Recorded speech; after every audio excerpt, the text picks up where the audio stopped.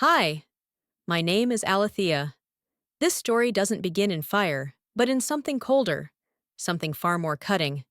Indifference. I wasn't invited to my sister's birthday party.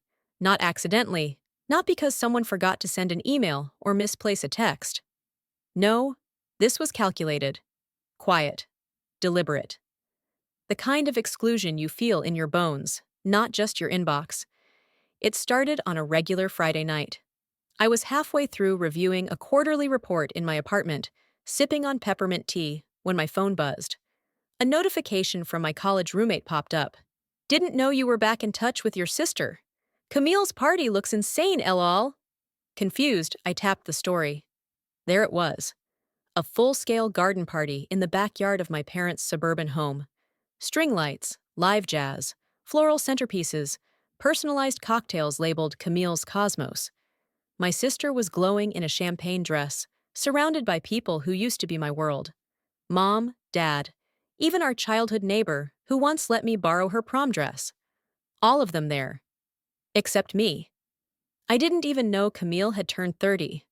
A cold pit formed in my stomach. Not anger, not even pain. Just that heavy silence that follows a realization too obvious to ignore. I had been written out, erased. Not by strangers, but by people whose fridge once held my crayon drawings. That's the thing about being forgotten. It's not loud. It's a soft betrayal, whispered between smiles in group photos you weren't part of. I turned off my phone and stared at my dark screen. My own reflection looked foreign, eyes too tired for someone supposedly winning at life. Because that's what they say, right? I made it. High-rise office, corner desk, six-figure salary before I hit 30. People at work call me strategic. Precise. Even Elliot, the new hire everyone adored, said in his first week, "You move like you've seen everything already." And maybe I have, including this. But what Elliot didn't know, what no one at the company knew, was that Camille was my sister.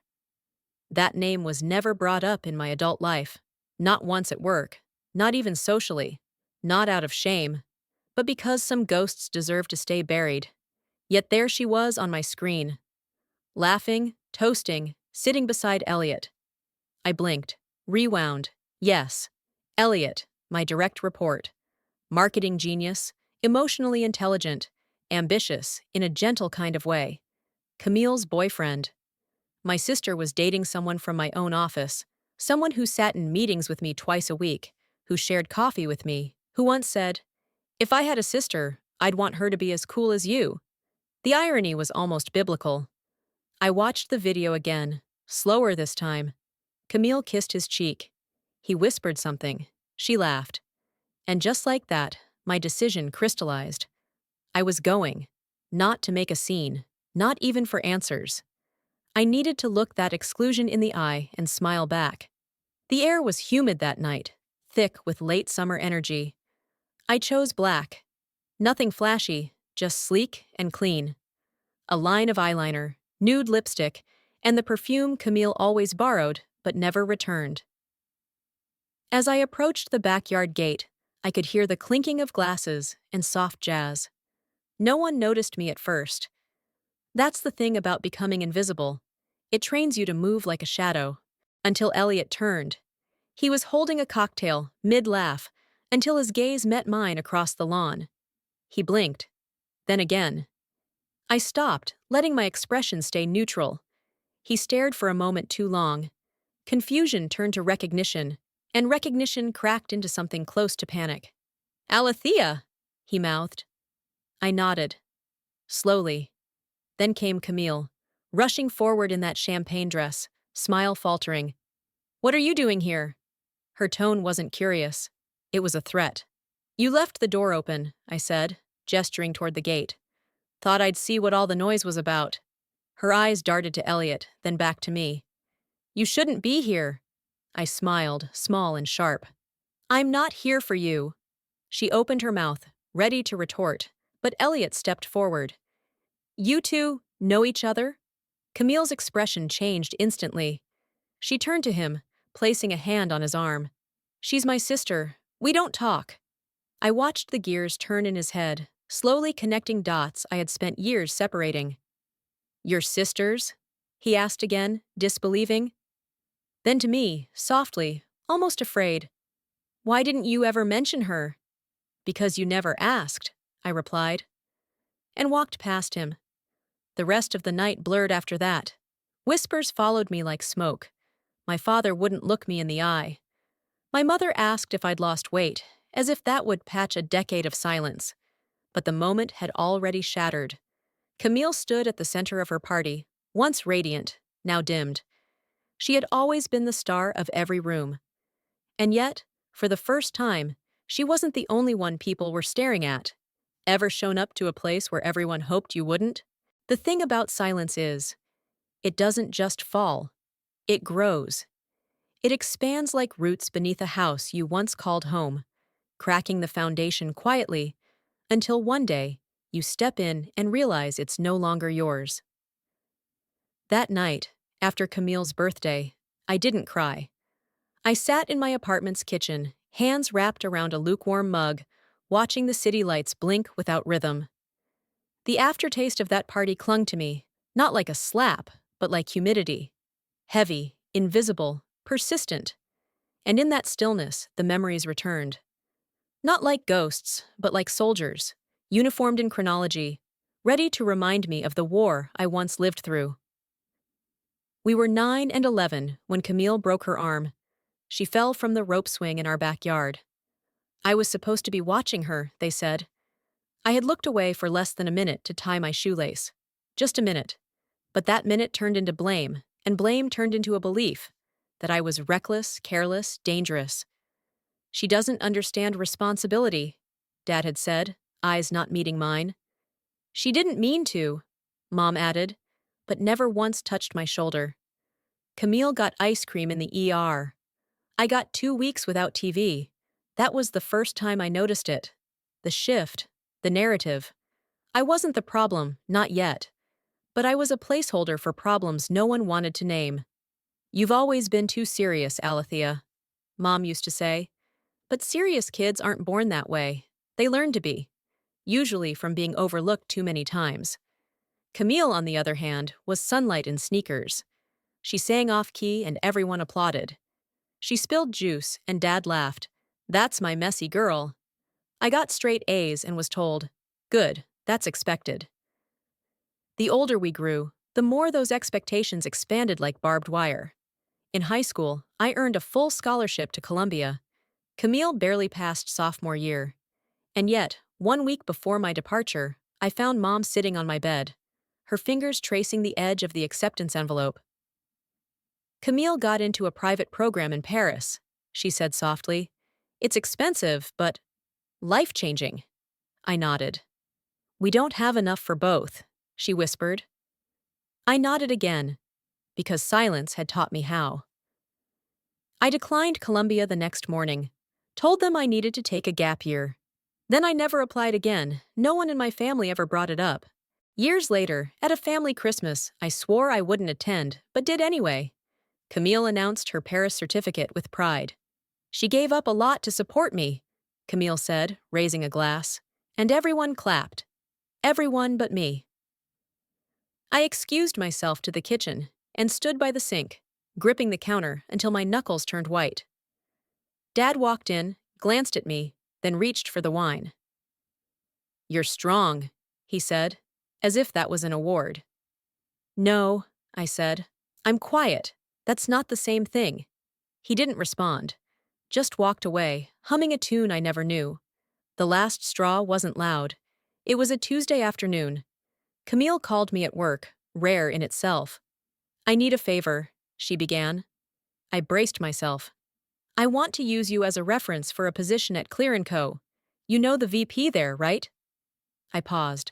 Camille, I don't think that's a good idea. Silence. Then, it's just a call. You'd do it if you cared. That phrase. I'd do it if I cared. That was when I realized we weren't sisters anymore. Not by choice, but by reality. Because caring shouldn't come with footnotes, with receipts. I said no. She hung up. 3 days later, my parents blocked me on Facebook. No fight, no explanation, just gone. So when I walked into her birthday party uninvited, it wasn't revenge. It was recognition. Recognition that I no longer wanted to be invisible. "You're always so cold, Alethea," Camille said once, years ago. And maybe she was right. Cold keeps things preserved, unspoiled, like truth. But it's also the only way you survive when warmth was never promised. Ever been the one who gave everything and was still called selfish? The thing about control is, it doesn't always wear a crown. Sometimes it wears silence, sometimes it wears a smile, and sometimes it walks into your office with a latte and a clipboard, completely unaware that you've already seen how the next 20 moves will play out. It was Monday, 3 days after the party. The office was unusually still for a morning. Elliot knocked on the glass wall of my office with a gentle, "Got a sec?" He stepped inside before I could answer, which he never did before. "I didn't realize," he started, then stopped. His usual composure crumbled slightly at the corners of his mouth. "You didn't realize I had a sister?" I said, not looking up from the report I was reviewing. "Or that she was Camille?" "Both, honestly." I closed the folder and folded my hands. "I didn't mention her for a reason." He hesitated, then sat down across from me. "She said you hadn't talked in years. I don't know what I thought. She's charming, but that night, you looked like you knew something the rest of us didn't." I held his gaze for a moment too long. "That's because I do." He swallowed, and I watched the weight of it settle behind his eyes. "You're not going to tell me, are you?" "No." He nodded slowly. "I'd like to request a transfer, out of your direct line." The moment cracked slightly, not painfully, but like a stiff joint finally moving. "Approved," I said. And just like that, the first domino fell. Later that day, I sat alone in a conference room, lights dimmed, reviewing the preliminary proposals for our next major campaign. One name stood out: Varel and Cumrish Camille's new startup. I blinked. So she'd taken it that far. A modest agency built fast on favors and borrowed credit. She was aiming to pitch for our account, a bold move. Arrogant, if you knew what I knew. I tapped my pen on the table and leaned back in my chair. "I'm not here for revenge," I whispered to myself. And I wasn't. But that didn't mean I would play dumb. That evening, I called Maxine, our external compliance consultant. Max had worked with me long enough to read between lines without me needing to draw them. "I need a quiet evaluation of Varel & Co., I said. Discreet. No red flags, just look for inconsistencies." "Copy that. You expecting fireworks?" "Not yet, but I am expecting smoke." Within a week, Max found it. A misrepresented partnership. On paper, Varel had listed a Fortune 500 affiliate as a past client, one we knew had never worked with them. It was an embellishment, maybe even an accident. But in our world, those were deal breakers. I didn't expose it. I didn't send an email.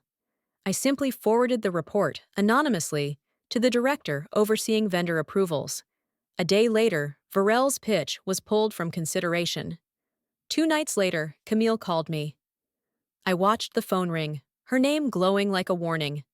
I let it go to voicemail. 5 minutes later, a text came in. "What the hell did you do?" I didn't respond. She tried again. "I worked months for this. You think this is funny?" Still nothing. Then, "You're pathetic." And finally, "You're still the same bitterbuck you've always been." I sat back on my couch, lit only by the blue light of my TV, untouched dinner beside me. I should have felt victorious. Instead, I felt still. Because what Camille never understood, what she never had to learn, is that when you grow up being ignored, you don't crave noise. You learn to move in silence, to win in silence, to destroy, not with volume, but with precision. At work, Elliot kept his distance, but I saw it in his posture. He knew. Or at least suspected. But he said nothing. Max texted me later that week. She's scrambling. Pulled a PR favor, trying to patch it. But she's burned some trust. I typed, then deleted my response 3 times before I sent, "Let her learn, or not." Camille posted a photo that Friday. A smiling selfie in a conference room with the caption, "Another door closes, another opens." The comments were supportive, the likes plentiful, but her eyes looked tired. I zoomed in and recognized the background. Not a new client, but a co-working space. A downgrade, disguised in optimism. Even now, she was still trying to perform her way out of failure. And part of me respected that. But a bigger part of me knew this was just the beginning. Ever watch someone try to rewrite their downfall as a success? Camille always knew how to land on her feet. Even as kids, if she tripped, she made it look like part of the dance. She'd fall with flair, laugh it off, and somehow end up holding a trophy someone else had earned. So when the Varel deal fell through, I didn't expect a collapse. I expected choreography. And for a while, she danced. Instagram stories flashed scenes of networking brunches, fake smiles, cocktails labeled as business strategy. Camille had learned the art of optics long before I learned the weight of silence. But behind the lighting filters and marketing jargon, I could see the cracks, smiles that didn't quite reach her eyes, captions that felt more defensive than proud. I had kept my distance, but she wasn't done with me. On a Thursday afternoon, HR pinged me. "You've been tagged in a professional misconduct video," the message read. I blinked, clicked, and froze. It was Camille. Sitting at a white desk, soft lighting, designer blazer. The video was titled, "When Family Becomes Your Workplace Enemy." And though she never named me directly, it didn't take a detective to know who she meant.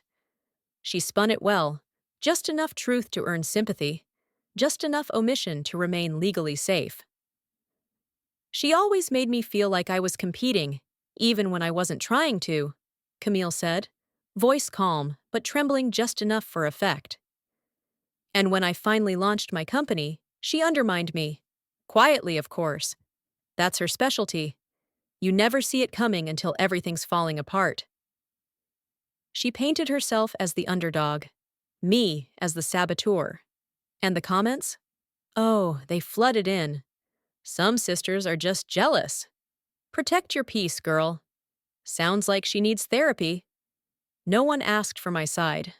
No one ever does. "Are you okay?" Elliot asked that evening, his voice cautious over the phone. I hadn't spoken to him since the transfer. "I'm fine." "You saw it?" "Yeah." "I didn't know she'd do that. I'm sorry." I didn't respond right away. "Why are you calling me?" He hesitated. "Because I thought you might want someone to not explain you, just understand." There was a pause, heavy but not empty. "I think she believes her version," I finally said. "Yeah," he agreed. "She usually does. My team didn't question me. At least, not openly. But I could feel it in the air, the way people paused when I entered a room, the awkward smiles that followed too fast whispers. The glass office walls had never felt thinner. I consulted legal. We could sue for defamation, but the damage wasn't clean. Too much gray. Too much insinuation. Not enough substance. Just the way Camille liked it. So I did what she never would. I stayed quiet. But I didn't stay still. That weekend, I met with Maxine again. She sat across from me at our usual cafe, sipping cold brew through a metal straw. "She's messy," Max said, scrolling through her iPad. "Publicly, professionally. She's burning credibility and doesn't even know it." "She doesn't think she needs it," I said. "Not when she's got a story." Max smirked. "Well, here's a better one. One of her old employees filed an anonymous complaint. Misuse of funds. Retaliation. She used Varel's card for a spa weekend and then docked the girl's hours when she questioned it." I raised an eyebrow. "It's not a legal nuke, but it's a whisper that can turn into a roar, if the right ears hear it." "And you have those ears?" She nodded once. "Always." I didn't say yes. I didn't have to. 3 weeks later, Camille's name quietly disappeared from a speaking panel she'd promoted for months. A consulting partnership was postponed. And her story? Still online, but buried beneath a dozen others, more interesting. I thought that might be enough. Until Mom called. "You need to stop," she snapped, not even bothering with hello. "Hi to you too," I said dryly. "Camille is hurting. She's always hurting, and somehow it's always my fault." "You're being cruel." "No," I said, my voice even. "I'm being careful. There's a difference." "She's your sister." "And I'm your daughter." Silence. And then a sharp inhale. "You've changed." "No," I said. "I've returned. You just didn't like who I used to be enough to notice." I hung up. That night, I didn't sleep. I lay awake, staring at the ceiling, wondering how many more years I'd have to live for them to realize I wasn't trying to hurt anyone. I was trying to live, to stop shrinking in rooms where I belonged, to stop apologizing for not being the one they chose to love louder. And for the first time in years, I cried. Not because Camille hurt me, but because I let them make me believe I deserved it. Ever been blamed just for finally standing up for yourself? Silence isn't just the absence of sound, it's also the space where consequences echo the loudest. That's the part Camille never understood. You can shout all you want, but when the dust settles, it's the silence that tells you who's still standing. 3 weeks after her video, Camille's public glow had dulled into a flicker. A few of her allies stopped tagging her. Some brand collaborations quietly disappeared. She played it off well, rebranding setbacks as strategic pivots, reposting inspirational quotes over sunrise stock photos. But the PR engine was sputtering, and the image she'd curated like a second skin began to peel. Still, she refused to stop spinning. It started with a dinner invitation. From my mother. Just a plain, polite text. "We'd like you to come to dinner this Sunday, as a family." No context, no apology, just expectation. I stared at the message like it was a puzzle, trying to figure out where in the timeline this version of us still made sense.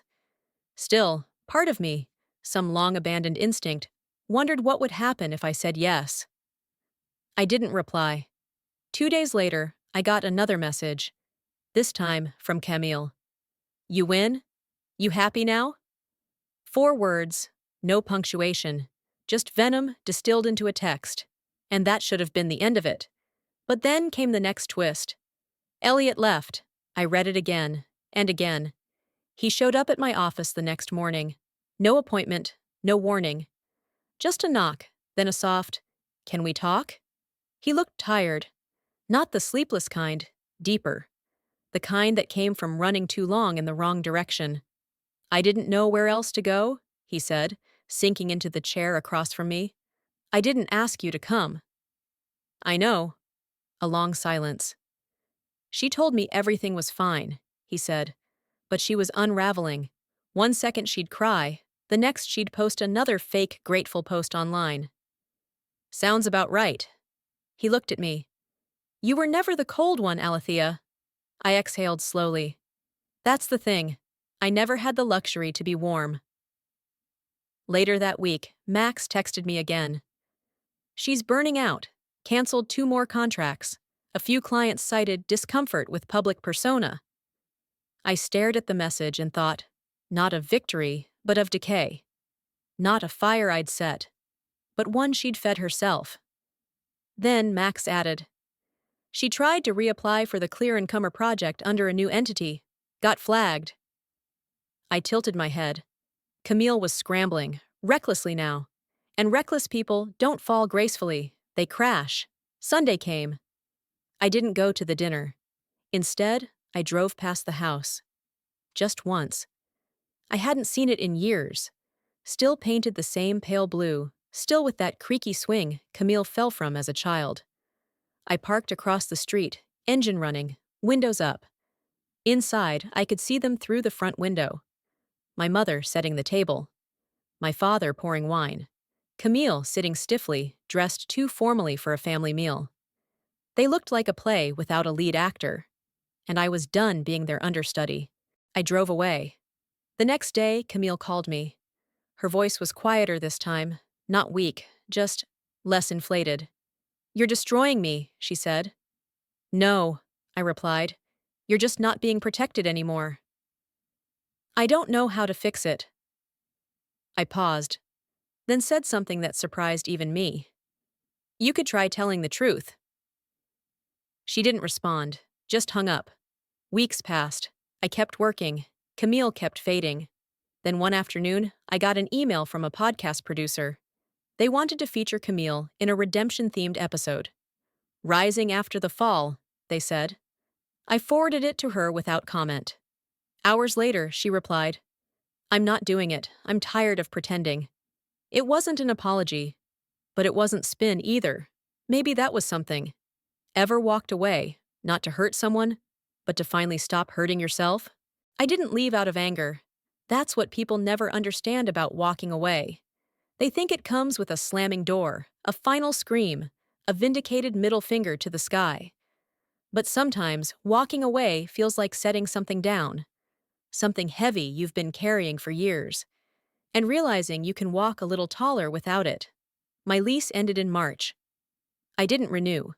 The decision wasn't sudden, but when I finally clicked confirm on a cabin rental 2 hours north of Portland, it still felt like a betrayal to my old self. The one who collected corporate titles like armor, who needed glass offices and coffee meetings to feel validated. That version of me had done her job. She'd survived. But she didn't know how to rest.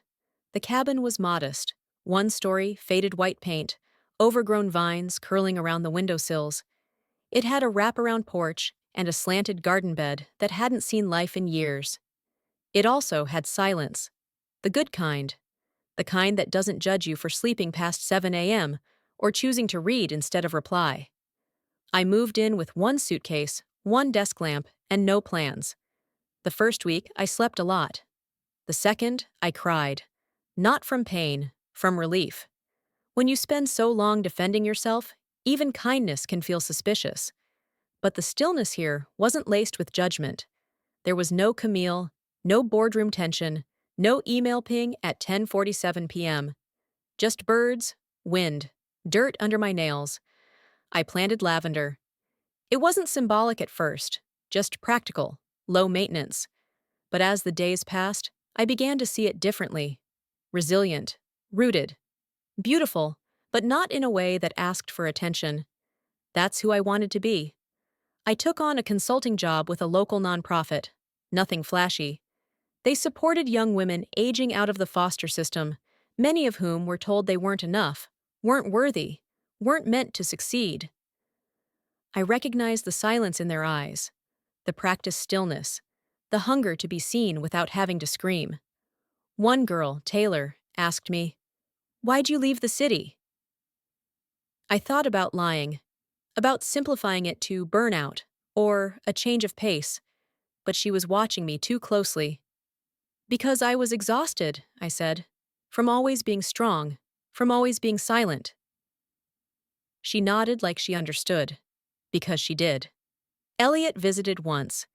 He didn't text in advance, just showed up one Saturday, holding a box of pastries and a notebook. "You left," he said as I opened the door. "You noticed," I replied. He followed me to the back porch. I poured coffee. "I'm not here to stay," he said, sitting, "or to ask you to come back. I just wanted to say thank you." "For what?" "For showing me that staying isn't always strength." We talked for an hour, about books, about how quiet the world gets when you stop proving things. When he left, he hugged me. Not as a goodbye, just as a gesture. And sometimes that's enough. I hadn't heard from Camille in 2 months. Then a letter arrived. No return address. Just my name in her handwriting. Inside was a single page. "You were right. I'm not okay. I don't know how to be okay. But I don't hate you anymore. I think I hated what you saw in me that I couldn't face. I'm sorry. I don't expect you to reply." I folded the letter, put it in a drawer, didn't reply. Not because I was angry, but because I didn't need anything from her anymore. Not even closure. That night, I sat on the porch with a cup of tea, wrapped in an old blanket, watching the garden sway. The lavender had bloomed early, soft purple clouds dancing in the dusk breeze. For once, I didn't feel like a ghost in someone else's story. I felt real, rooted, quiet, but not erased. And that was enough. Ever learned that peace doesn't come from winning? It comes from choosing not to fight anymore? It happened on a Wednesday. I was kneeling in the garden, hands stained with soil, coaxing the roots of a stubborn tomato plant when the breeze shifted. Crisper, cooler. Fall was moving in. The seasons were changing. And for once, I wasn't chasing time. I was moving with it. That's when I knew it was time to speak. Not to Camille, not to my parents, but to someone who could hear the truth without trying to edit it. I opened my laptop that night and stared at the blinking cursor. My fingers hovered over the keyboard, like they were waiting for permission from a version of me I no longer owed anything to. Then I began to write. The post went live under a throwaway Reddit account, Our Silent Returns. I didn't give names. I didn't point fingers. I didn't dramatize the pain or justify my absence. I just told the truth. How it feels to be the invisible daughter, the misunderstood sister, the girl who gave up everything to keep peace and then was blamed for not fighting harder. I didn't expect much.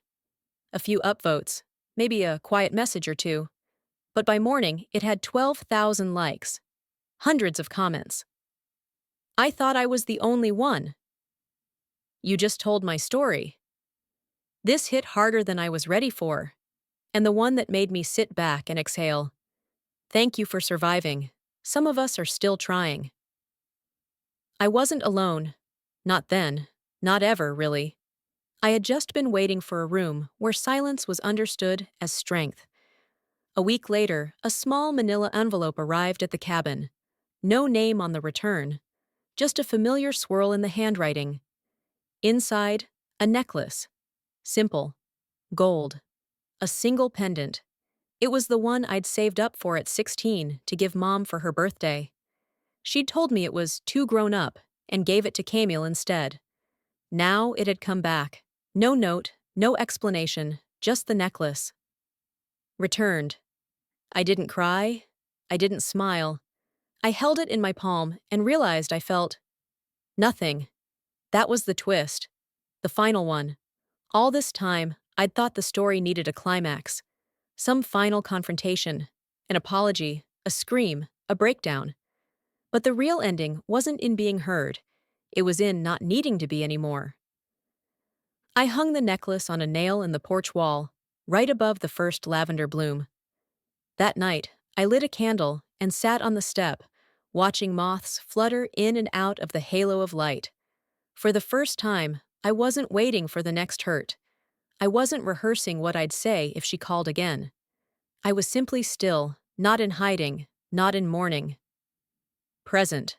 A few weeks later, Maxine texted me a screenshot of a new startup pitch, an anonymous team of women launching a wellness platform for women with family trauma. One of the contributors had submitted a piece called Sisters in Silence. Camille? Max asked. I didn't reply. Not because I didn't care, but because maybe she was finally beginning her version of the truth. And whether or not it mirrored mine didn't matter anymore. Fall deepened into winter. The mornings turned sharper, the soil hardened, and the air carried that familiar stillness before the snow. In the city, I used to dread this time of year. It meant long hours, tight deadlines, and the artificial warmth of forced festivities with people who couldn't see past the resume. Here, it meant wood smoke, soft sweaters, and the occasional deer crossing my yard like a whisper. It also meant space. And that's what I finally had. Unclaimed, unburdened space. Not long after Camille's returned necklace, I started receiving letters. Not from her, from strangers. People who had read the post. People like me. Some were long, some were barely 3 lines. All of them carried a shared ache. You gave words to something I never thought could be named. My mom always picked my brother, even when I begged her to see me. You're the reason I didn't go home for Thanksgiving. and I finally feel okay with that. They arrived in envelopes stamped from all over the country, some from as far as Alaska, some typed, some handwritten, one even on a napkin, stuffed inside a legal-sized manila envelope. I kept every single one. I bought a wooden box and started filing them alphabetically, not for order, but to give the pain a home, a place to sit that wasn't inside me. It was a Wednesday when I got the email. Subject line, "Let's talk about it." It was from a podcast I'd never heard of, run by a licensed therapist and a grief coach. They'd read the Reddit post and wanted to feature me. Not the drama, not the expose, just the story. The emotional blueprint of healing from a family that never made space for you. I didn't say yes, but I didn't delete it either. It sat in my inbox like an unopened letter on the edge of a decision. I forwarded it to Maxine with one line. "What do you think?" She replied, "If you do it your way. No edits, no filters." I didn't say yes for another 2 weeks. When I did, I set one rule. I won't speak about my sister. The host, a warm-voiced woman named Jenna, nodded on the video call. "Of course not. This isn't about them. It's about you." And for the first time, I told my story out loud. The shame, the invisibility, the soft, daily betrayals, the way my mother smiled at Camille like she was sunlight, and at me like I was a mirror she didn't want to face. The way my silence was weaponized, misunderstood, and eventually reclaimed. When it aired, I didn't watch the analytics. I just went to the garden. The lavender was sleeping, but the soil was still breathing. That night, I got a letter. This one was from Camille. It wasn't an apology. It wasn't dramatic. It wasn't even sealed, just tucked into a manila envelope like a form she'd filled out too many times. Inside, "I heard the episode. I didn't recognize myself in your words. That's what scared me most. I didn't realize how small I made you feel. I thought I had to be big to survive in our family. I didn't know I was stepping on you to do it. I still don't know how to undo what I did, but I'm done pretending it didn't happen.